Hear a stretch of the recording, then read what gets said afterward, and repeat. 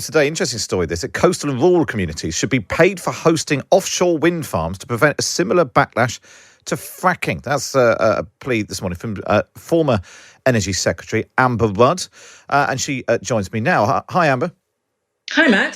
So explain what we're talking about here. This is the sort of the technology, the infrastructure that gets the electricity from the offshore wind farms onto the land and into the national grid. What's your concern that might turn public opinion against it?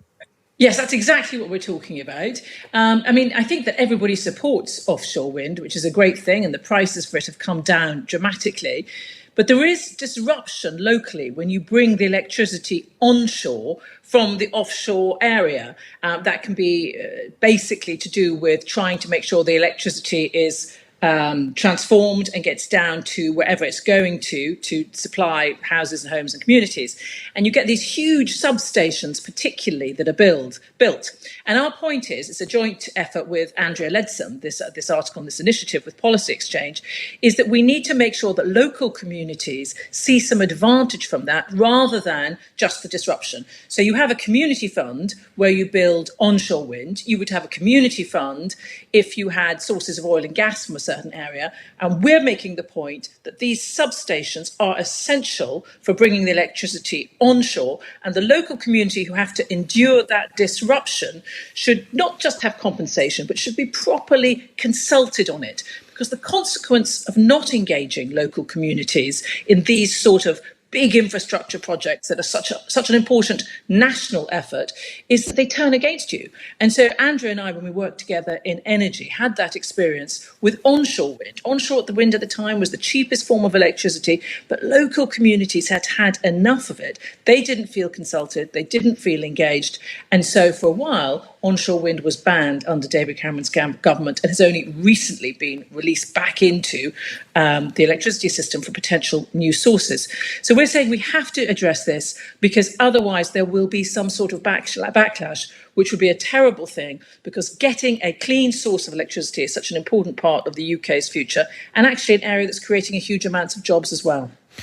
And when we're talking about one of these substations, how big are we talking? How big is, a thing that's going to be plonked down in next to your village are we talking about? Huge. Huge. They say that they can be the size of Wembley Stadium, and we all know what that looks like. Wow. So, it is real disruption, and it's not reasonable to disadvantage a local community for a national benefit. There should be some sort of engagement and compensation. And how much money are we talking about? Well, we've said, we've proposed that for 1 gigawatt, which is a typical but large supply that might be coming onshore, there could be £2 million a year, which would be significant. But can I just say, it's not just about the money, which is important and would help a local community feel that they were getting some benefit from it, but it's about engaging the local community more and making the power suppliers talk to each other so that they don't just think they can bring it onshore wherever they want. They should actually have a much more coordinated approach so that they work together, they work with the local communities and minimise disruption. At the moment, there aren't enough incentives to get them to minimise the disruption, which is what we want.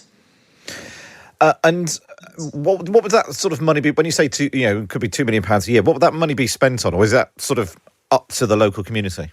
Well, the great thing is you try and empower the local community to make those choices, and it might mean that they get, better community services, better sort of small village halls, that type of thing. But at least they feel compensated. But I want to say again that what we'd really like them to do is the companies to think, I'd quite like to avoid those sort of repetitive payments. Maybe we better be more efficient, work more carefully together, and try to have smaller substations, less of them, and engage more successfully with local communities, not just deliver these great things without any consultation.